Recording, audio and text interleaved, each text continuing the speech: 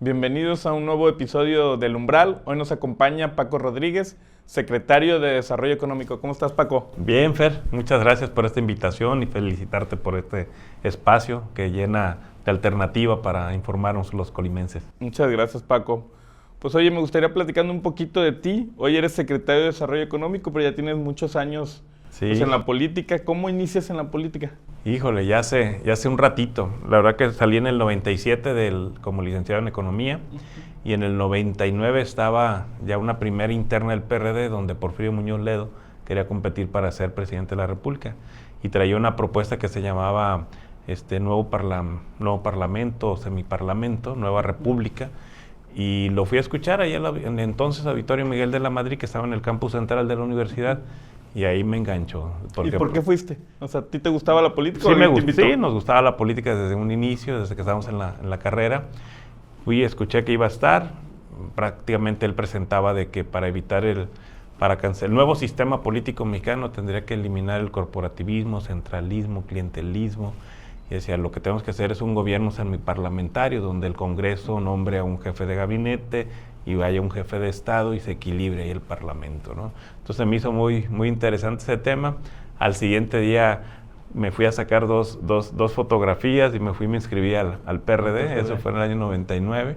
Todavía estaba el PRD municipal en la pescadería hoy, una pescadería ahí del centro, para no meter goles, y en la planta alta, y ahí me afilié. Entonces, Gabriel González Castellanos era presidente, me registré y al poco tiempo empezamos a participar en política. Y después de ahí yo también estuve ya en el 2003 como candidato a diputado local, en el entonces Distrito 1, que era parte de la zona oriente, parte de Lomas de Circunvalación. Antes los distritos eran horizontales de oriente a poniente, hoy son verticales, de norte a sur.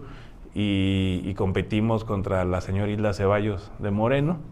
Pues hay como unos 5,000 volantes y un par de tenis a pegarle y 3 pendones que toda la noche los cambiábamos en el crucero de la Glorieta del DIF, en el crucero de San Francisco, luego nos íbamos a otros cruceros y ahí lo estábamos cambiando, pero con 3 pendones hacíamos la campaña, 5,000 volantes y le damos, ¿no? Entonces ahí empezamos en 2003, después ya en el 2006 fui candidato suplente a alcalde de la capital, Posteriormente ya fui candidato interno del PRD a presidente del partido, del presidente del Comité Ejecutivo Estatal. Hubo una interna muy reñida, muy competida, y la verdad que al final pues ganamos la elección, y ahí estuve allá, empezó una carrera partidista como dirigente.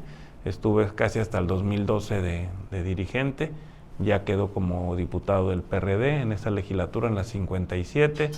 Posteriormente del 57 entramos ya también al ayuntamiento como síndico municipal.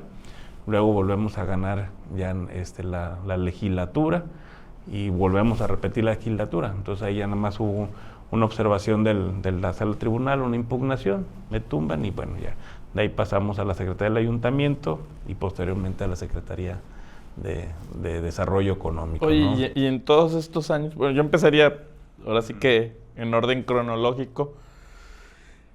Normalmente la gente se iba al PRI, muchos puede ser por ideología, pero otros por conveniencia, porque pues era el partido hegemónico, era el partido... O sea, tu decisión de irte al PRD fue muy reflexionada. O sea, ¿tú qué no veías en el PRI o qué veías en el PRD? Nosotros como economistas veíamos que se ocupaba un cambio de modelo económico, ¿no? Okay. Que necesitabas realmente... Pues sí estaba el modelo, en este caso empezaba el TLC en 1994, se dio una crisis, veías todavía una serie de oportunidades muy cerradas para los jóvenes o los nuevos cuadros, y veías un partido pues hegemónico, pero cerrado, ¿no? Cerrado para la cúpula del gobierno, para la cúpula de los partidos, y que veías que tenías que hacer cambios y contrapesos en ese sentido. Entonces, quienes teníamos un interés de participar en la vía política, solamente tenías que ir por la parte, o hacer fila, esperar y hacer años y años a ver cuándo te tocaba la bendición del dedo de Dios que te pusieran, o en su caso, pues tomar la vía de la oposición, ¿no? Picar piedra. Y en este caso, pues para el PRD en el 97 fue un año muy bueno. Cuando gana Carlos Vázquez. Sí, hay una escisión del PRI, muy importante, Carlos Vázquez, en Cuauhtémoc compitió Arnold Vizcaíno, también estuvieron en Minatitlán a punto de ganar. Fueron varios municipios donde se tuvo una participación muy, muy buena y se veía pues que se podía perder por parte del PRI la gubernatura, ¿no? Fue una elección cuestionada en ese año para el entonces gobernador Fernando Moreno contra Enrique Michel, y también estuvieron ahí compitiendo Chalo Castañeda, ¿no? Yeah. Entonces, eso te mete en una efervescencia, te mete en un tema de oposición, surges en ese momento y bueno, aquí es donde está la alternativa.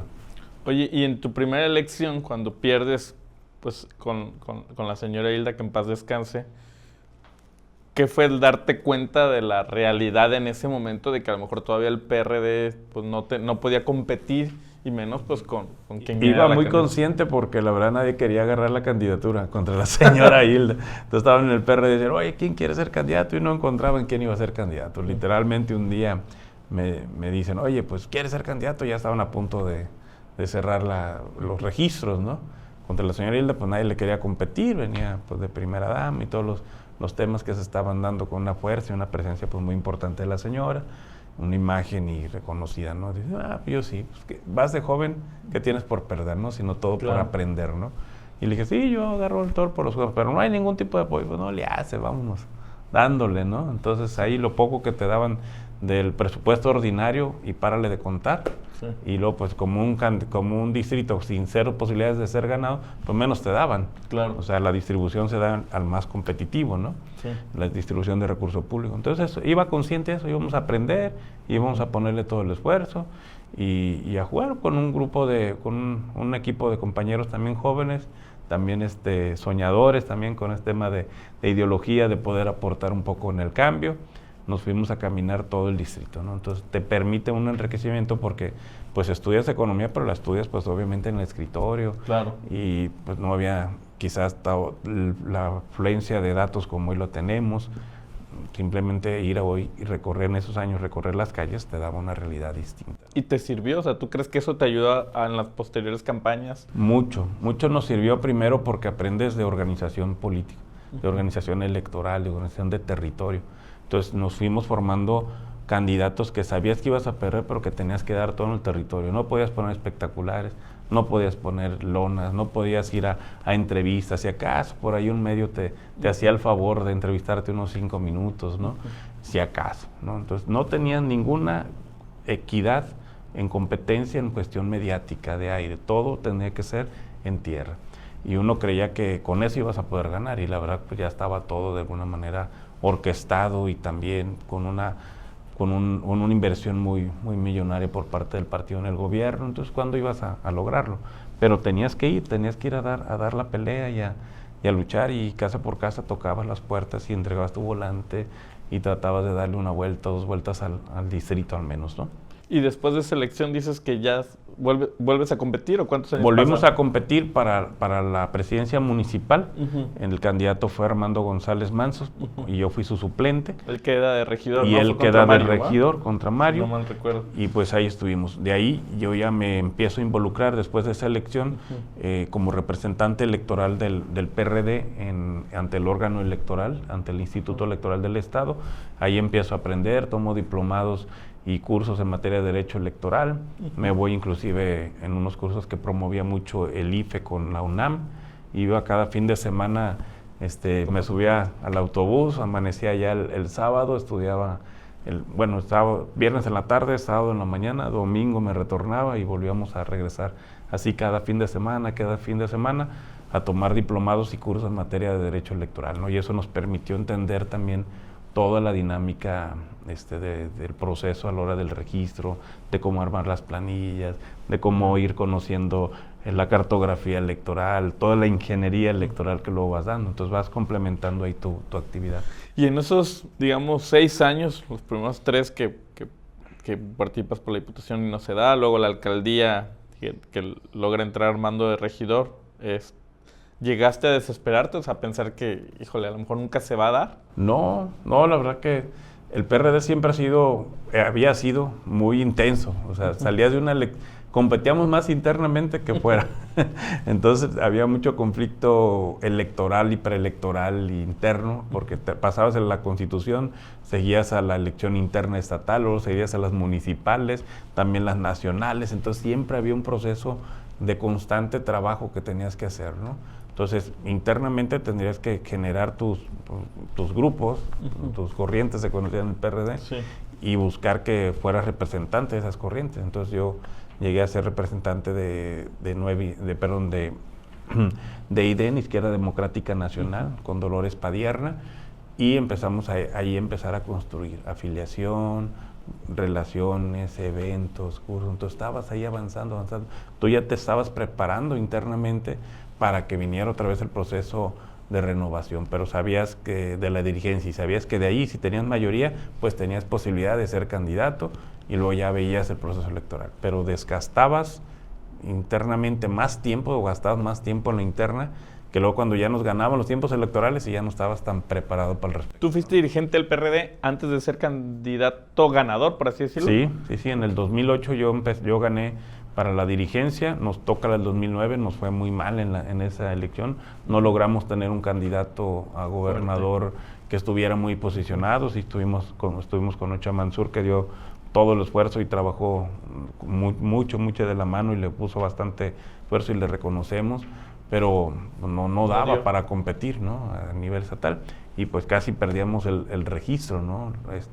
Creo que el registro estaba en 3 y casi estábamos o 2 puntos. ¿Y te costó la salida o no? ¿Mande? ¿Te costó? No, apenas íbamos empezando. Ah, tú ibas a empezar. O sea, sí, pues prácticamente agarraste la papa caliente. Sí, porque nosotros nos eligen en abril y después hubo un proceso de impugnación de la otra planilla que le ganamos y no nos soltaban la dirigencia hasta como en septiembre, que me tomaron protesta, y el proceso electoral inicia en octubre. Entonces, ahí está, ¿no? Entonces, internamente, pues así era un conflicto, un tema. Fue muy conflictivo dirigir al PRD por estas disputas internas, por, como tú dices, un poco la intensidad con la que se manejaba el PRD. Sí, fui muy intenso, muy intenso en cada lucha de cada consejo estatal, de cada evento municipal, pero logramos construir comités municipales, logramos construir inclusive algunos proyectos sociales que teníamos como cocinas económicas en algunos municipios y empezar a tener presencia, ¿no? Entonces ahí se dio. Yo creo que pues también era combinado parte de la inexperiencia que teníamos, un poco de la juventud. Creo que si hoy lo viéramos a toro pasado, tendríamos que ponernos de acuerdo, nos hubiéramos puesto de acuerdo, y creo que el PRD hubiera ganado, hubiera visto este proceso de transformación y este proceso que hoy se vive de cambio, le hubiera tocado al PRD, ¿no? Sí. ¿Y el PRD qué crees que le acabó pasando? O sea, ¿fue más esto o fue más su alianza con el PRI-PAN? ¿Qué crees que le acabó? A nivel nacional, ese Pacto por México le fue decretando varios pues desacreditación en función de credibilidad, ¿no?, que pudieras tener. Segundo, los conflictos internos. Insisto, estas luchas constantemente, esas internas, no te permitían cohesionarte como partido, pensar en una estrategia a largo plazo, decir, bueno, vámonos poniendo de acuerdo, vemos este candidato, ¿dónde tenemos candidatos o candidatas competitivas? Ahí hay que cerrar filas todos los grupos y nos vamos a apoyarle y hacer estructura y empezar a posicionar y hacer eventos, etcétera, con tiempo para que vaya posicionando. ¿Dónde no tenemos? Pues hay que abrir las puertas para que venga alguien más y poder posicionar. A ver, acá estos otros distritos pues pueden quedar para que compitan los compañeros. O sea, esa es falta de estrategia por falta de acuerdos internos, por falta, más bien por un constante lucha interna, pues no se daban esos temas. Con responsabilidad de todos los que encabezamos expresiones, ¿no? O sea, no fue culpa de una sola expresión. Todos en su momento creo que no tuvimos esa estatura política o esa mentalidad de estrategia electoral y política, ¿no?, de pensar más hacia afuera y menos adentro. Y esa maduración, tú que ahora dices, digo, creo que a lo mejor nos faltaba esa estatura, esa madurez. ¿Cuándo crees que la alcanzas? ¿En tu primera elección que ganas o crees que es un tema...? No, fue con el tiempo. Yo creo que primero cuando llegamos a la diputación, pues me convertí, prácticamente era un diputado único, sí tenía un compañero de bancada, pero no todas las discusiones las dábamos juntos, unas sí, otras no, pero pues mi tema muy extremista de cuestionador, no extremista, pero era el cuestionador más crítico que tenía el Congreso hacia el gobierno, y cuestionábamos todo, y eso pues obviamente dices, está muy bien, pero también dejabas de lado el que tienes que construir y llegar a acuerdos pues, para que también puedas beneficiar a la gente que te representa, ¿no? Claro. En gestiones, en proyectos, en lo que tú puedas generarlo. Entonces era una constante cuestionamiento que sí me dio un posicionamiento, que sí me hizo reconocer o que me reconociera la ciudadanía como un parlamentario crítico de oposición, etcétera. Y bueno, fue una primera etapa. Pasamos al ayuntamiento como síndico y empieza a ver otra realidad, ¿no? Dice, bueno, aquí hay que resolver los problemas. Tu primera es que en donde eres ya gobierno, digamos. Sí, y además creo que la escuela más importante para todo político es estar en un ayuntamiento.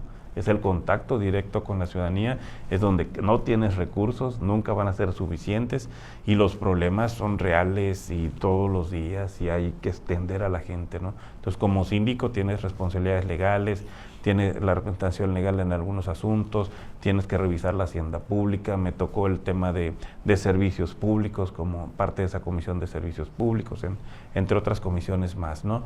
Entonces, pues empiezas a ver realidades que dices, oye, ahora sí, pues soy responsable, aunque no soy el alcalde, el titular, pero voy acompañando una responsabilidad de gobierno. Entonces empiezas a sentir la carga y la responsabilidad de servir a la gente antes de un posicionamiento ideológico que tú tengas que dar, ¿no? Tienes que dar eficacia, respuesta y dar resultados.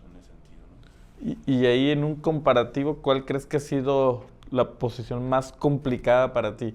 O sea, de diputado, de presidente de un partido, de secretario de Estado o de síndico. O sea, has tenido varias posiciones. ¿Cuál dices, hijo, esta me costó mucho trabajo? Digo, no que lo hayas hecho mal, pero que de ahí más te haya costado. Pues creo que la parte en la que más me costó trabajo quizás adaptarme fue como secretario del ayuntamiento, porque el rol es distinto. Tú juegas un rol normalmente protagónico político, claro, o protagónico de gestión, y como secretario del ayuntamiento tienes que ser primero una primera oficina de contención interno de todos los temas que se pueden dar, la relación con los cabildos, la relación con funcionarios.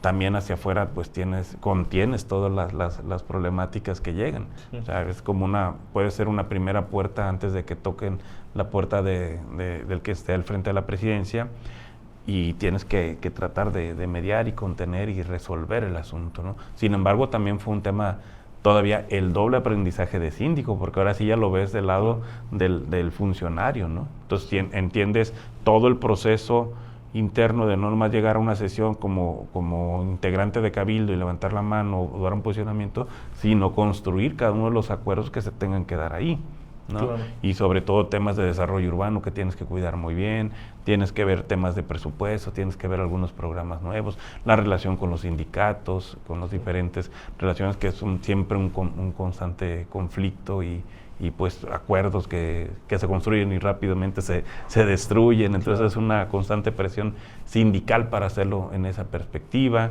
el que puedas también hacer equipo con el resto de los funcionarios para darle pues una forma de comunicar lo que estás haciendo y hacerlo de una mejor manera, ¿no? Entonces sí era un tema un poquito de mayor aprendizaje en ese sentido, pero costarme a mí en función de decir, bueno, tienes que estar atrás, tras bambalinas y apoyar, claro, y acompañar, ¿no?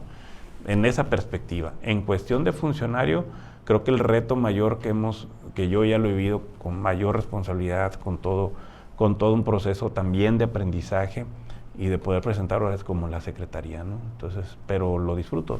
La verdad es que todos los espacios en los que he estado los he disfrutado y los he vivido al máximo. Normalmente, pues le dedico, pues si no los 7 días de la semana, le dedicamos 6, pero sí, porque hay que dedicarle a la familia un día, si no, pues no equilibras también tu vida personal, pero le dedicamos bastante tiempo al trabajo. Siempre hemos sido así muy entregados en ese sentido, ¿no? Entonces he disfrutado todos en ese ámbito. El Congreso tiene su magia del debate público, del debate en tribuna, es la caja de resonancia del Estado donde los problemas se tienen que debatir, claro, pero desde la parte ejecutiva tienes más posibilidades de ayudar a la gente y de construir y dar resultados. Oye, y me regreso un poquito porque creo que algo que también te caracterizó o algo que a lo mejor la gente recuerda, al menos yo, son las 2 elecciones Has ganado 2 veces de diputado, ¿no?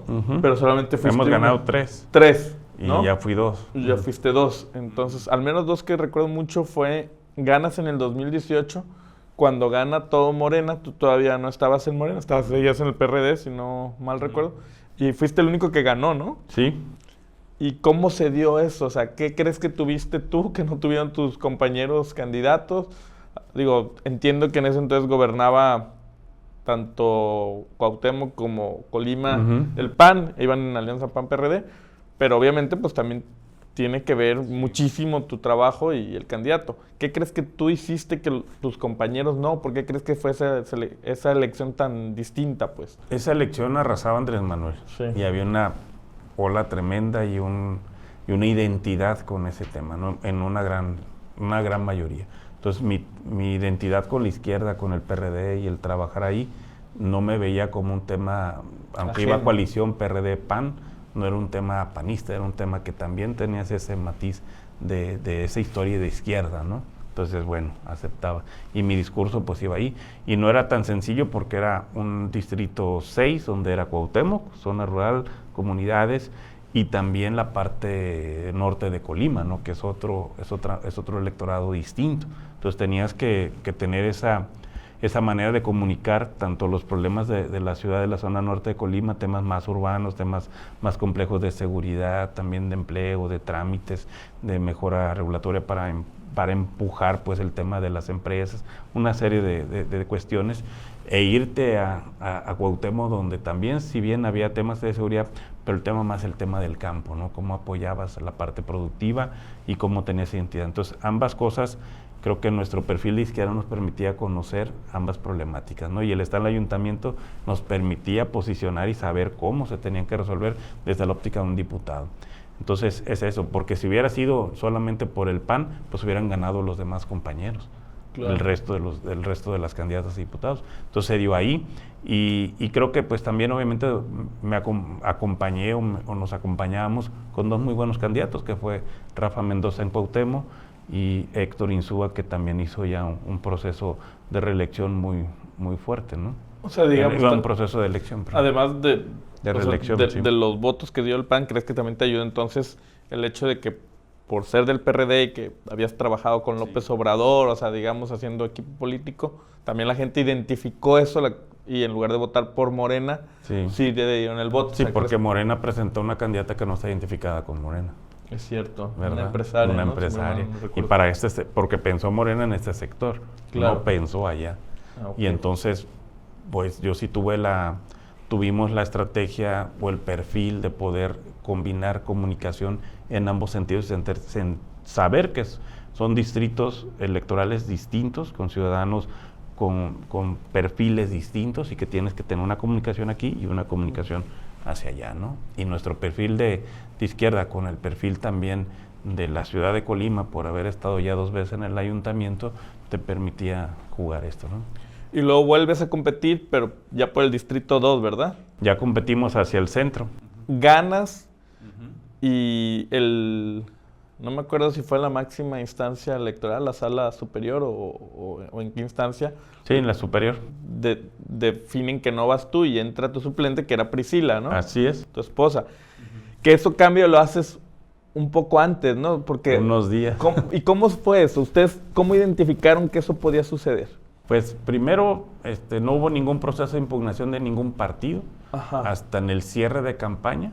Sí. Nos enteramos ese día, que fue un domingo, que le habían dado una resolución en la sala superior a una candidata de Nuevo León o de Tamaulipas, algo así del norte, y nos empezó a entrar, separaron los focos, claro. Porque dijimos, oye, así está resolviendo la sala. ¿Quién te alerta? Sí. ¿Te acuerdas? O sea, ¿quién te dice, oye, en Nuevo León acaba de pasar esto? ¿Te acuerdas quién te alertó? Sí, ahí en el partido ahí nos o sea, la gente del partido hizo su chamba. Dijeron, resolvieron allá. Y como le habían resuelto a favor al partido, entonces dijeron, oye, hay que tener cuidado. Y entonces la analizamos y jurídicamente aquí en Colima, sí en la Constitución decía que puedes ir por cualquier partido a reelegirte. En Nuevo León no estaba claro, no decían por cuál. Entonces le resuelven que, acorde a la Constitución General, que tenía que ser por el mismo distrito, le dan el derecho a competir a una candidata que se lo había negado. Claro. Y ya casi al final del proceso, dijimos, sí va a repercutir. Nos alegamos en todas las instancias, pasamos la local, pasamos la sala regional en Toluca, pero ya la general no, y no entró a estudio de fondo. O sea, los abogados nos decían, vámonos a la Corte Interamericana de Derechos Humanos porque la podemos ganar, te pueden restituir tus derechos, porque no entró al estudio de fondo de la sala superior. Se fue de bye. Ni siquiera, no hay ningún argumento que diga dónde está la libertad. Primero, aquí la Constitución lo decía, y la libertad, la soberanía del Estado, decir yo quiero decir cómo se van a reelegir mis candidatos, no contraviene a la Constitución. O sea, no es una contradicción grande la Constitución en función de decir, la reelección ahí la permite 2 años, acá se permiten más años, por ejemplo. Estaba acorde en esos tiempos. Pero el tema era cómo tú defines la reelección. Pues es un tema de proceso interno de cada estado, la libertad. Y ahí estaba nuestra argumentación. Segundo, que ya estábamos electos y que no hubo ningún proceso previo de impugnación, que si bien en el último momento te podían impugnar, pues lo cierto es que yo ya había ganado, ya habíamos generado todos los derechos y la gente había votado. Y nuestro mayor defensa jurídica para poder haber ido a la Corte Interamericana es el derecho al que eligió. Claro. Y el que derecho eligió ya lo había emitido. Y más que mi derecho a ser electo, es el derecho al que había emitido su voto. Es un derecho constitucional y soberano, que se lo quitó la Corte por una mera trámite. O sea, yo creo que el proyectista dijo, es igual, vámonos, de tanta chamba que tenía, ¿no? Y la verdad, pues ya no quisimos ir a la Corte. Y ahí en familia esa decisión, o sea, por un lado yo creo que la buena noticia, pues es que va Priscila, ¿no? La mala en lo personal, pues es que no vas tú. O sea, ¿cómo sobrellevar eso, No, digamos? Sí fue una crisis porque también, obviamente con Priscila le costó a ella todo un tiempo, un proceso largo para asimilar este tema, porque tampoco ella lo teníamos en ese sentido, ¿no? Y si era pues un tema de golpe interno, de que te bajaran a unas horas de tener, ¿no? Y que íbamos como coordinadores, yo iba como coordinador del grupo parlamentario, ¿no? Y a sumar ahí y a generar. Y desde ahí, como la pregunta que me hacías anteriormente, ¿en qué momento empezamos a cambiar? Esta legislatura era para eso. O sea, ya llevábamos una visión de decir, bueno, ya pasamos por el ayuntamiento, ya pasamos por otras legislaturas, tenemos muchos problemas en Colima, necesitamos construir, ¿no? Entonces vayamos a construir un Congreso que hable de los problemas, que sí discuta, pero que construya. Y las políticas públicas surgen de una reforma legal o de una ley, una adecuación a la ley, y luego las ejecuta, las lleva a cabo el Ejecutivo. Entonces traíamos 2, 3 ideas muy interesantes que podíamos empujar y hacer para adelante. Entonces creo que eso, pues sí fue un cisma, fue una crisis que posteriormente, y entrando quizás un poquito a la parte espiritual, y yo que soy creyente, dices, bueno, Dios por algo hace las cosas, ¿no? Y al final de cuentas eso, lejos de hundirnos, fue una catapulta para seguir creciendo como equipo político. Sí, porque ahora tú y Priscila pues hacen equipo político y Priscila vuelve a competir, gana esta vez ella como candidata titular, tú se te da lo de Secretaría de Ayuntamiento y posterior se te da lo de Secretaría de Desarrollo Económico. Entonces al final pues creo que los impulsa a ambos, ¿no? Sí, y junto con nosotros hay un equipo de mujeres jóvenes, de hombres jóvenes, de compañeros también ya con experiencia, y los cuales hemos hecho ya un buen equipo para aprender a construir programas que hoy estamos dando resultados en la Secretaría, y ha sido pues una formación también pues de cuadros y de funcionarios públicos, ¿no? Secretaría de Desarrollo Económico, ¿cómo llega la invitación? O sea, tú ya conocías a la gobernadora, me imagino, Sí. por el PRD, ¿no? Sí, cuando yo fui dirigente, la gobernadora fue alcaldesa, después ya me tocó como diputado local también tener esa coincidencia. Cuando yo fui dirigente, ella fue, diputada federal, y posteriormente ya alcaldesa, y coincidimos yo como diputado local y ella como alcaldesa. Entonces siempre tuvimos los acuerdos a los que llegamos, nos los respetamos. Nunca hubo un tema de que la adversidad fuera más allá de lo personal, nunca, ¿no? Y lo que podríamos acordar, lo podíamos cumplir. Si no podíamos acordar algo, pues no está bien, pero no pasa nada, ¿no? O sea, seguimos hacia adelante. Entonces, era una manera distinta de ver la política entre ambos y de entenderla. Y bueno, se da una coyuntura, como en política siempre se dan las coyunturas. como te comentaba, yo en la secretaría decía, bueno, sí, me gusta, está el trabajo, estoy muy agradecido con la oportunidad que se me da, pero creo que puedo dar un poco más, ¿no? O sea, creo que podemos dar otra aportación más a la política, ¿no? Y se habla con quien me invitó en su momento a ser secretario y le agradecí, le dije, ¿sabes qué? Pues creo que ocupas otro perfil para secretario para que te siga acompañando y a mí se me puede dar una posibilidad más de crecer, ¿no? Entonces ahí quedó. Entonces en esa coyuntura se platica con la gobernadora, había otras posibilidades de ¿La gobernadora te había invitado a varias posiciones? Había un par de opciones. Ok. Y la que yo le comenté a la gobernadora era... ¿Cuál era la otra? ¿Se puede decir o pues, prefiere por quien está? No, yo creo que sí se puede decir. Digo, se estaban revisando algunas delegaciones federales, ¿no? Okay. Entonces, o sea, la oportunidad que ella pudiera hacer la gestión. En lo federal. Pero yo le dije, no, yo quiero estar pues en tu equipo, aquí cerca, claro, y de incorporar nuestro trabajo aquí en lo local, no en lo federal. ¿Y qué te encargó? O sea, ¿cuál fue? A ver, mi prioridad en desarrollo económico es ¿Cuál es la prioridad que te encargó la gobernadora? Pues particularmente hay un indicador que siempre tiene que medir, que es el tema cómo generamos empleo, okay, cómo ayudamos a las microempresas, cómo generamos el empleo para las mujeres, cómo generamos una mayor accesibilidad a financiamientos para impulsar a todos los tipos de negocios y en general pues tener una mayor perspectiva económica para el Estado, ¿no? Hay que revisar todos los posibles proyectos que podamos tener, pero nuestra cercanía con el empresario, desde el micro hasta el grande, debe de darse para ver cómo crecemos en materia de empleo. Y en este trabajo que has venido haciendo, yo creo que un tema que pues siempre impacta es la seguridad, ¿no? Sobre todo, pues Colima el tema de los homicidios o luego de los robos a negocios. ¿Cómo te ha afectado eso en tu trabajo? ¿Crees que sí ha habido un impacto de la inseguridad al tema del desarrollo económico? ¿Cómo has podido sobrellevar ese tema? Yo creo que más bien hemos podido como contrarrestar un poco ese tema, ¿no?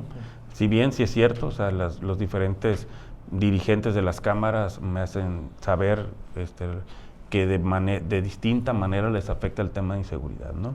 Y buscamos siempre una comunicación, si bien no es un asunto propio de mi secretaría, sí tiene que haber una vinculación con el titular del área, ¿no?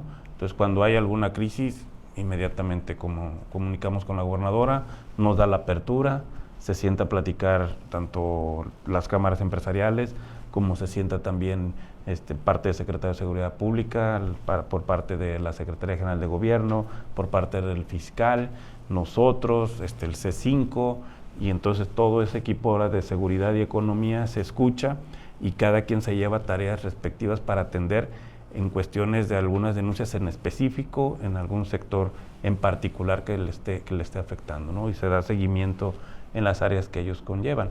Nosotros, ¿qué tenemos que hacer para no dejar que este temor, este miedo al tener un negocio, al invertir en general, pues se expanda y se termine convirtiendo en una desventaja para las inversiones, ¿no? Entonces generas toda la promoción.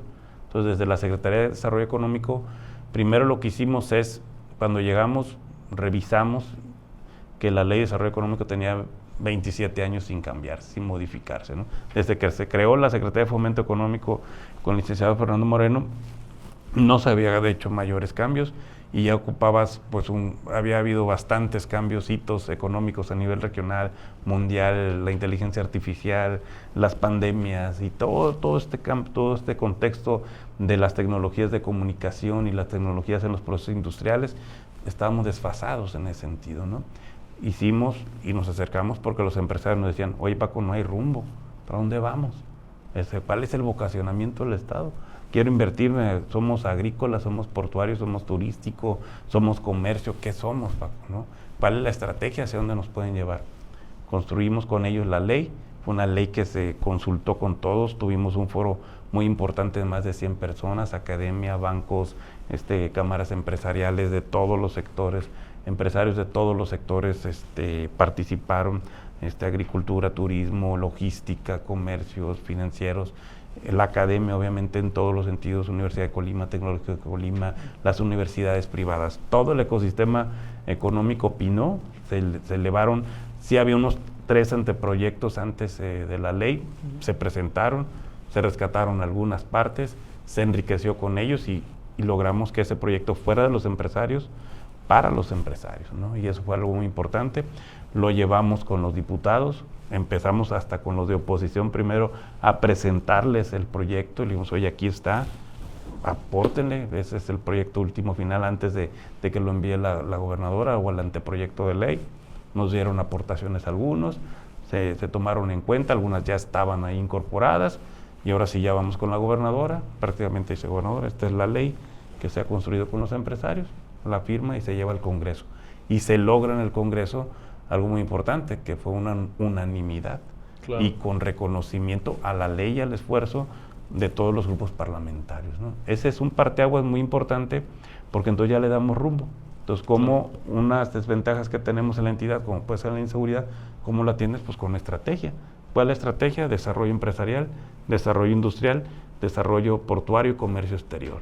No hay economía que crezca aquella que no exporte. Claro. No hay economía que ella quiera exportar, que no tenga un proceso de transformación. Sí, claro, esa es la estrategia.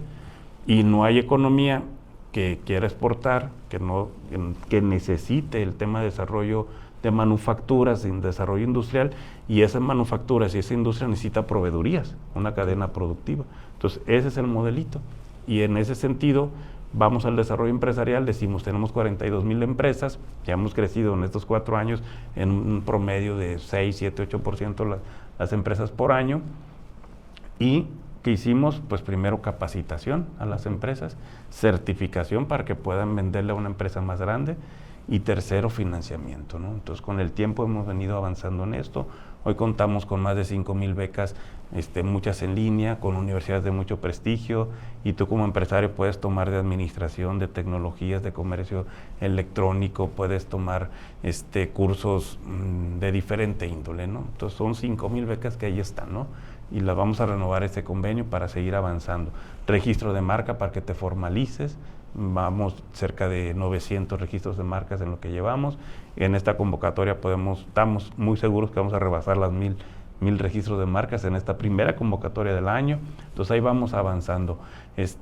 Nos estamos constituyendo y nos vamos a certificar como una asesoría con todos los requisitos, con todos los itinerantes para tener una escuela que te ayude a aprender para emprender. Entonces, que no nomás te lances porque tienes una corazonada de que ese negocio puede darse, sino que realmente puedas tener una pequeña escuela, ¿no? Llevas algunos módulos, ya sales como empresario que tienes como un emprendedor que ya tienes un bagaje por lo menos básico de cómo debes de emprender, se te apoya con registro de marca, se te acompaña y posteriormente se te financia, ¿no? Entonces, esa estrategia nos ha ayudado, más el desarrollo industrial, estamos por tener un decreto presidencial, ya fue aprobado en el Consejo, nomás esperamos fecha, el famoso Tecnoparque, que había sido un elefante blanco relleno de corrupción y que había estado abandonado, hoy se va a convertir pues ya en el primer polo de desarrollo del Estado, con un crecimiento, creo que es la primera piedra, yo estoy seguro que es la primera piedra de la transformación industrial de la entidad. Y de todo este cúmulo de acciones, ¿cuál crees que va a ser tu legado en sí? ¿Como la ley de darle el rumbo, o esto que mencionas del Tecnoparque, o con cuál te quedas? Yo creo que van a ser 4 cosas, y todavía podemos cumplirlas. La primera es la ley. De la ley se va a derivar un consejo consultivo donde estén empresarios con reconocimiento por su trayectoria junto con la academia. Entonces va a haber una mesa que nos vamos a sentar no para la selfie, sino realmente para pensar cómo podemos crecer Colima. No va a ser esos consejos que nunca sesionan. Que nunca sesionen, y cuando sesionan más para levantar mano y mandas a suplentes. Sino es un consejo para pensar. Y es un consejo para analizar y para proponer y definir estratégicamente el rumbo de Colima en los próximos 30 años al menos. Y que esos proyectos... Ese consejo están empresarios. En ese consejo no hay riesgo que si después cambia de color, ya el consejo... Empresarios, academia y gobierno escuchando para facilitar lo que decidan. Entonces los empresarios y la academia van a empujar para que si ya siguientes gobiernos ya no quieren sesionar. No, aquí acordamos que el rumbo es para acá y hay que empujar. Entonces la ley y el consejo consultivo. La ley y el consejo consultivo. El tema de que nos convirtamos en una agencia certificada de asesoría y consultoría empresarial, con una certificación de Estados Unidos que nos van a dar, que es un modelo de Estados Unidos de la embajada y que ayuda a caminar a las empresas, ¿no? Ese es el segundo. El tercero es el polo de bienestar, un decreto presidencial para impulsar el Tecnoparque como polo de bienestar, polo de desarrollo. Y el que sigue en la parte principal es, nos tenemos que, como gobierno del Estado, tener presencia en un consejo para el puerto de Manzanillo. Sí existe la comunidad portuaria, que es una asociación civil, sí existe Asipona, pero hoy tenemos un gran puerto que es un gran reto a la vez, ¿no? Es un gran puerto que nos permite traer inversiones, que estamos creciendo muy bien, es el segundo más importante en América Latina, con 4 millones, pero nos deja retos en la ciudad, nos deja retos al Estado, retos de seguridad, retos de infraestructura vial, retos de conectividad, en fin, ¿no? Retos sociales inclusive, retos educativos de transformarte. Eso lo tiene que discutir el Estado, lo tiene que abanderar el Estado. O sea, no podemos ceder como Estado el derecho a que una autoridad federal u otras instancias sean los que piensen y digan qué se va a hacer con el desarrollo portuario, bajo ninguna circunstancia. Entonces tenemos que construir, derivado de este consejo consultivo, una comisión o un consejo exclusivo para el tema del puerto de Manzanillo con los actores que tengan que ver ahí, ¿no? Entonces hoy tenemos estadísticas muy importantes. Creo que esta estrategia ha funcionado por una razón. Tenemos el 3.7 de crecimiento a nivel nacional. Somos la segunda entidad con mejor desempeño económico del 2025. Segundo, nuestras inversiones llegaron a 1.920 millones de pesos, de dólares, perdón. En ese sentido está muy importante porque significa que hay crecimiento. Cada trimestre crece 100 millones de dólares más nuestras exportaciones. 3 sectores están apuntalando, el sector agrícola apuntala con 27% de crecimiento, el sector logístico con el 7% y el sector construcción 4.5%. Son ahorita nuestros 3 pilares. ¿Qué sectores, además del agrícola, el minero, el inmobiliario, el comercio, nos está dando? Tenemos una tasa del 6-7% de empresas que se crean, obviamente otras se cierran, pero se crean, es mayor el número de empresas que se crean que las que se cierran. Tenemos un resultado positivo en ese sentido. La inversión extranjera directa la rebasamos, teníamos un tope de 90 millones de dólares, hemos caído hasta 50, 60 con la pandemia y no rebasamos. Hoy logramos 275 millones de dólares, países como Filipinas, España, Canadá, Estados Unidos, entre otros, reinvierten sus capitales y estamos recibiendo inversión extranjera directa. Tenemos 4.400 empleos nuevos, formales, que estamos dando. Ayudamos y nos acercamos a todos los emprendedores para empujarlos a la formalidad, porque es importantísimo. Oye, dame un crédito. Pues ya no hay crédito a la palabra, ya no se regala dinero. Eso no ha servido ni te va a servir a ti, te va a hacer un daño. Entonces mejor formalízate, trasciende, te acompaño que crezca tu empresa, te asesoro y en 2 años vas a recibir un crédito. Entonces eso es importante. O sea, no están dando ahorita créditos a alguien que no está formalmente constituido. No, tiene que tener por lo menos 2 años de registro en Hacienda. Puede haber apoyos como el autoempleo, donde te dan algunos utensilios, capital de trabajo, eso sí, pero pues son menores y esa es una parte que pues sí impulsa el micronegocio, pero no va a sobrevivir. Lo importante hoy es que más vale crear 1 millón de emprendedores que 1 millón de empleos, porque el 1 millón de emprendedores te va a generar 5 empleos, ¿no? Se va a multiplicar en ese efecto. Y si tú estás bien en la economía es como la medicina de todos los demás males, es como en casa. Si tú tienes empleo o ingreso en casa, pues no hay problema con vivienda, pagas tu renta, o pagas tu vivienda, pagas la educación de tus hijos, pagas la salud, pagas la alimentación, pagas la recreación. Así es el tema macro. Si nuestra economía va bien, va a mejorar el tema de seguridad, va a mejorar el tema de vivienda, va a mejorar el tema de educación, va a mejorar todas las partes y calidad de vida y el bienestar que tenemos. Paco, a ver, trae ese evento, me voy a apurar porque hay que entrar a lo político. Vale. En la Secretaría de Desarrollo Económico ya me platicaste tu legado.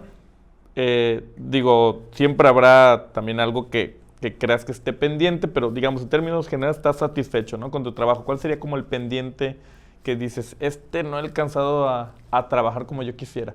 Yo creo que en la Secretaría de Desarrollo Económico quedan muchos proyectos. Otro de los proyectos que también estamos seguros que lo vamos a sacar es la agencia digital, ¿verdad? Pero vamos a conformar con unos OPDs que tenemos la misma línea que está la presidenta Claudia, pero lo que tenemos que avanzar en el gobierno es, tenemos realmente que tener una simplificación y digitalización de trámites burocráticos, que hoy una empresa o un emprendedor desde una computadora puede hacer todos los trámites digitales y el tiempo de respuesta sea mucho menor. A nivel nacional tarda una empresa 2.5 años en que le des una licencia de funcionamiento, nos incluye municipio hasta la federación, y hoy en día tenemos una traba muy importante en eso. O sea, vienen inversiones fuertes, y si ya tienes un parque industrial para que vengas, si ya tienes las universidades que estamos adecuando el tema de los planes de estudios para que vayan a dar, si ya tienes todos los recursos del ecosistema, no puedes tardarte en una licencia de permisos. Entonces tienes que ser sumamente digital, simplificado para reducir tiempos y costos para abrir una empresa. Entonces el reto que creo que nos va a llevar un poquito de más tiempo es la ventanilla única de inversiones, ¿no? Esperemos que lo logremos, que lo dejemos al menos ya estructurado, avanzado, pero sí se requiere un presupuesto también ahí, se requiere talento que tenga el gobierno también de desarrolladores de aplicaciones, desarrollos de tecnología. Entonces tenemos que llevar ese aprendizaje que hay con las nuevas tecnologías, la inteligencia artificial, para que el gobierno sea más eficiente. Ese es el reto fundamental. Si tú logras eso, creo que avanzaremos importantemente. Y tenemos que avanzar en tener internet de calidad, pero de calidad en todo el estado. Porque va a llegar una empresa grande y va a decir, yo ocupo internet de esta calidad. Claro. Y pues, las empresas comerciales que ahorita están no lo van a hacer. Entonces el Estado tiene que tener una inversión muy estratégica en eso, para que tengas totalmente con fibra óptica de primer nivel, con un internet de primer nivel en todos lados, para que la empresa pueda dar el servicio. Claro. Porque le acercas agua, le acercas recursos humanos y no tienes internet, no funcionas. Claro. Entonces creo que el reto de digitalización y tecnificación de la entidad es un reto estratégico para los próximos años. Muy bien, Paco. Ahora vamos a lo político. Ya dijiste que sí quieres ser candidato a presidente municipal de Colima. Decía Juan Gabriel, lo que se ve no se pregunta. Pero hay otros tiradores. Está Locho, está Viri. ¿Crees que se te va a dar o cómo ves el escenario? Yo tengo una plena confianza en mi persona. Creo que hemos levantado muchos retos. Nunca he empezado arriba en ninguna encuesta. Siempre hemos remontado, siempre hemos estado en la adversidad, en cualquier tipo de proceso electoral. Pero tengo una plena confianza en el equipo, en la estrategia y sobre todo en mi persona. Creo que podemos... Tú sientes como persona cuando estás en un buen momento para un cargo público, ¿verdad? ¿Qué tienes o para un reto. ¿Qué tienes tú que no tengan, por ejemplo, Locho, Viri u otros personajes que pudieran aspirar de tu partido o de la coalición? No me gustaría develar la estrategia, pero te voy a tratar de contestar. No, pero en esencia creo que hoy en la Secretaría nos ha permitido, entre la Secretaría de Desarrollo Económico y los demás espacios que hemos estado, nos permite comunicarnos con toda la sociedad, independientemente de los colores, con todos los ciudadanos. Podemos decir que tenemos amigos, conocidos, compañeros y aliados de todos los colores partidistas y sin partido. Y como bien podemos escuchar a un empresario o un gran empresario, su problemática que tenga, como también podemos escuchar a un microempresario, alguien que va emprendiendo, como también como estamos dando giras e impulsando el tema rural, pues también nos podemos sentar con los productores y escucharlos y ver cómo los podemos resolver, como también hemos siempre trabajado con las colonias populares por el Distrito 2, y luego cuando nos tocó trabajar también el Distrito 1 en su momento, podemos escuchar a la jefa de familia que tiene sus problemas de día a día. Hoy las abuelitas, hay un efecto que está pasando ahí en las colonias, las abuelitas no solamente hacen cargo de los hijos, sino de los nietos, o falleció, le mataron al hijo, o la hija ya es madre soltera y la hija se tiene que ir, y la abuelita todavía con todas las dificultades de salud tiene que llevar al nieto o al kinder o a la primaria y encargarse de ellos, en el mejor de los casos. Entonces podemos platicar con las jefas de familia para impulsarlas y darles un empoderamiento económico, porque eso le ayudaría a una libertad en muchos sentidos, a discriminaciones, a la falta de inequidad para el crecimiento de las mujeres. Entonces creo que podemos en este momento de la política y de la vida personal poder platicar y comprender los problemas de todos. Pero lo más importante, que en la Secretaría y con el respaldo de la gobernadora, en todo momento, con esa gran oportunidad que me brindó, pero también con el gran respaldo de su gestión que hace a nivel nacional, podemos dar resultados muy importantes. Las estadísticas que ahorita damos. Y hoy un ciudadano, ¿qué quiere? Ser escuchado, y eso creo que lo podemos escuchar a todos. Y segundo, que una vez que lo escuche, le resuelvan los problemas. Entonces, que sepas escuchar y que sepas dar resultados es fundamental para un ciudadano hoy. Si no se te da, porque te digo, creo que la competencia al interior es fuerte, ¿tienes plan B o tú solamente buscas la alcaldía de Colima? Yo nunca he planteado un plan B. O sea, el tema es, vas en un proyecto, te dedicas con eso y te entregas de corazón, alma, cuerpo, tiempo, estrategia en general, todo para el proyecto que te has planteado, ¿no? Entonces creo que el plan B pues está para quien tiene duda, tiene desconfianza, dice, ay, a lo mejor no me toca y voy a negociar, ¿no? El planteamiento que se le hará al partido y a quienes tomen las decisiones en un momento, es decir, me interesa la alcaldía, evalúame y aquí están mis perfiles, ¿no? Ahí está mi preparación académica, soy licenciado en Economía, tengo una maestría en Gestión Pública Aplicada, que por el TEC de Monterrey, la otra por la Universidad de Colima, varios diplomados y cuestiones de estrategia, derecho, ciencia política, esa es la formación académica que tenemos. Ahí está la experiencia que data desde 1999 como afiliado, pero pues sirviendo ya como servidor público pues bastantes años aquí también, unos 23 años o más. Combinamos la parte legislativa que tienes una experiencia con la parte ejecutiva que también está.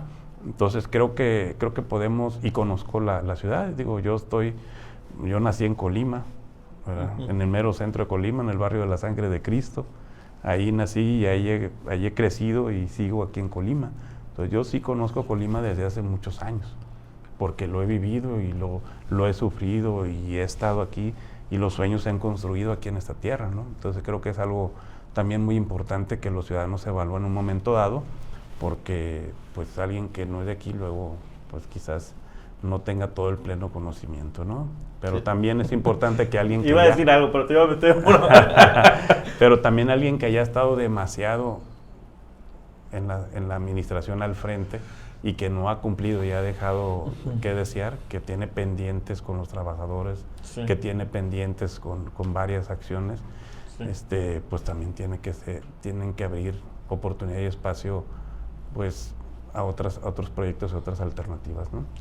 Sí, y ahí un poquito escuchándote, ¿ves riesgo de ruptura? O sea, un poquito, creo que el perfil de Viri, el perfil del 8, tú ya no tanto, o sea, yo también veo en ti esa madurez que dices, que creo que antes eras mucho más de confrontación, ahorita te veo, por ejemplo, eso de la ley de fomento económico, esa construcción de acuerdos, que muchas veces no la hace Morena en el Congreso, tú sí la hiciste y lograste la unanimidad, que creo que si lo hicieran más actores políticos de Morena podrían construir muchos consensos, pero normalmente, como tienen la mayoría total, pues van a rajatabla. Pero creo que el perfil de Viri y el del 8 también es muy echados para adelante, de mucha confrontación. ¿Ves el riesgo de ruptura si eres tú y no son ellos, o si es Viri y no eres tú ni el 8, si es el 8 y no eres tú ni Viri o algún otro personaje? ¿O crees que sí se puedan unir esfuerzos? Porque creo que luego también, y perdón que me alargue en la pregunta, el PRI hegemónico solo se fue, o sea, no digo que solo, porque evidentemente los partidos de oposición hicieron lo suyo, pero mucho de lo que le afectó al PRI fue precisamente esas disputas internas, porque prácticamente el que era candidato, pues iba a llegar al poder, ¿no? Entonces, el pleito era interno y el que perdía se iba al partido, o no le operaba a favor, brazos caídos, etcétera. ¿Ves ese riesgo, que si eres tú también no te apoyan los compañeros, o que si es alguien más tú, digamos, brazos caídos? Yo creo que el partido tiene una gran fortaleza, tiene todavía una gran competitividad en varios espacios, donde pues si finalmente a mis compañeras y compañeros, si no le toca, podrían ser acobijados en otros espacios, en los cuales también pueden aportar para el proyecto estatal y pueden aportar también su experiencia y su valía. Yo no menosprecio a ninguno de los dos, creo que, como tú lo has dicho, son primero muy buena compañía, muy buen compañero, y segundo, competitivos, pero pues creo que cabemos todos, ¿no? Claro. En la mesa nos podemos sentar todos para aportar ideas y para trabajar, y creo que juntos nos podemos poner en diferentes espacios, ahora sí que el chaleco y el casco y las botas para trabajar en las calles, como también sentarnos en la mesa donde se toman decisiones para generar políticas públicas. Entonces creo que un alcalde ocupa el apoyo siempre de los legisladores, tanto locales como federales, para la gestión de recursos públicos, para la aprobación de leyes, para la adecuación de alguna normatividad, como también se ocupa del respaldo de las autoridades ejecutivas estatales y federales, ¿no?, en los ámbitos y con todas las secretarías y dependencias que se tienen. Entonces yo creo que podemos ser un muy buen equipo para que Colima empiece a salir un poquito más adelante, ¿no? Algo que es muy importante verlo. O sea, Colima ha sido utilizado como trampolín para la gubernatura. Y hoy el efecto de eso, de invertir ese dinero en la imagen pública, en la sobreexposición de la imagen pública y en la parte mediática para pensar allá, muchos alcaldes han llegado y antes de ser alcaldes ya piden ser gobernadores y se acaban el dinero de ahí. Por ejemplo, en casa, cuando estamos chicos, ¿qué nos decían nuestros papás? Oye, papá, quiero salir a pasear, quiero salir a una fiesta. Así, primero arregla tu cuarto, me lo dejas bien limpio. Segundo, haces tu tarea de la escuela. Y tercero, le ayudas a tu mamá con los quehaceres. Cuando haces eso, tienes derecho a ir a fiesta. Hoy primero se van de fiesta y luego van a ver si pueden cumplir con las actividades, porque piensan que eso les va a proyectar la imagen personal. Y hoy vemos una ciudad que se está haciendo vieja, que se está haciendo sucia, que está a oscuras, que no tiene y no está pensando en los problemas grandes como el manejo de residuos sólidos, el reciclado, el medio ambiente, la sustentabilidad de la escuela, perdón, de la ciudad. Y también algo muy importante, no estamos pensando en los riesgos climatológicos que tenemos en la entidad, con los ríos, con el tema. No estamos viendo el ordenamiento territorial de la entidad, hacia dónde vamos a crecer, cómo vamos a crecer. No estamos viendo cómo empujar el crecimiento económico del Estado para que podamos tener pues una mayor, pues sí, recaudación, pero también una mayor inversión en infraestructura productiva para que tengamos. Creo que Colima puede ser una capital importantísima de desarrollo y de ejemplo a nivel nacional. Pero cuando no estás enfocado, los que están ahí están enfocados en otras campañas, en otros procesos electorales, pues se descuida lo que se tiene ahí, ¿no? Ahí Entonces, no ha ganado Morena. Colima Capital no ha sido gobernado por Morena. ¿Tú crees que se pueda dar en esta elección? ¿Y por qué sí y por qué antes no se daba? yo creo que con mi persona sí se puede dar. Contigo sí. Yo no estoy seguro. No. Sé si no sé. Yo hablo por mí. Pero yo estoy seguro que conmigo se puede dar. Y el ejemplo está, como tú me hacías la pregunta, en el 18 fui el único que ganó. Por esa, digamos, dualidad que tiene. Por esas dualidades y porque además, pues sabemos escuchar a toda la gente, ¿no? Y representamos políticamente todo un amplio sector de la sociedad, ¿no? Entonces yo creo que nos identificamos muy bien con los colimenses, nuestro perfil puede dar para que podamos construir en equipo un buen proyecto para Colima. ¿Cuándo se define? ¿Ya tienen fechas? ¿Ya las fechas que tiene el partido, aunque no han salido las convocatorias, tengo entendido, ahora en junio se define lo que vendría siendo coordinador estatal o el aspirante a la gubernatura. En el tema de agosto se define lo federal, en septiembre se definirían alcaldías y en noviembre diputaciones locales. ¿Y la gobernadora se ha dicho, por ejemplo, si te toca, cuándo tienes que dimitir? No, fíjate que lo que hemos escuchado es de la presidenta Claudia, que ha estado insistiendo, ha estado comentando mucho que quien quiera participar tiene que dejar su cargo. Pues hasta ahorita no estaríamos en espera de que se emita una convocatoria, ya vendrán ahí los requisitos y ahí es cuando ahí tendremos que ver las definiciones que tengan que darse, ¿no? Muy bien, Paco, vámonos a las rapiditas. Es una sección donde te pregunto algunos temas muy personales o más de gustos y tratar de que las respuestas sean más breves. Un personaje político que te inspire. Porfirio Muñoz Ledo. Que en paz descanse. Que en paz descanse. Un personaje político que creas que dañó o daña la política. Híjole, nomás uno. Con uno que me... Digo, hay muchísimos, pero bueno, con un pues ejemplo. yo creo que en la historia reciente del Estado, un exgobernador que hoy anda buscando ser por otro partido político, Nacho Peralta, dejó mucho que desear, cuando se tenía mucha expectativa por su formación. Un libro que te guste, que recomiendes. Pues de Gabriel García Márquez me gustan varias novelas. 100 años de soledad es una novela muy interesante, sí. Entre la película y la novela varias veces. Sí, claro que sí. Un villano que te guste y un superhéroe. Superhéroe, pues Superman, yo creo que crecimos. Ahí tengo unas fotos infantiles donde estoy vestido de Superman. ¿Y un villano que se te haga interesante o te guste? El Guasón. El Guasón. Ajá. Sí, tiene su complejidad, ¿no? Sí, sí ponía Batman ahí. Si no hubieras sido político, ¿qué te hubiera gustado ser? Me hubiera gustado ser investigador académico. ¿Te gusta la academia? Sí, me gusta la academia y hubiera sido investigador del Sistema Nacional de Investigadores. Cuando no estás trabajando, no estás en política, un pasatiempo que tengas. Tengo varios, pero el deporte en general, de todo tipo, ahorita le damos lo que podemos hacer ya a esta edad, pero lo que nos lo permite el cuerpo. ¿Qué haces ahorita? Pero mi mayor tema de deporte que participé desde chiquillo y de joven fue el voleibol. El voleibol. Ajá. Fútbol ya no no tanto. llegamos al cachibol, pero bueno. Sí. ¿Sí eras bueno en voli? Pues sí, estuvimos en la selección estatal de mira. voleibol con David Ballesteros, que en paz descanse, era nuestro entrenador. César Apache, un buen amigo también, que estuvimos un tiempo juntos con él. Y otros compañeros más, estuvimos en el voleibol. El fútbol me gusta mucho, claro que sí, pero... No sabes tanto porque le vas a la América, ¿eh? Pero pues es que no te creo. pero no sé cómo le fue con el Toluca, pero... No, le fue.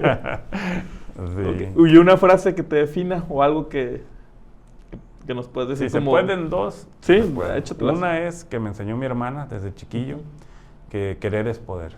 Si tú te planteas algo, lo puedes lograr si tú te lo planteas. Querer es poder.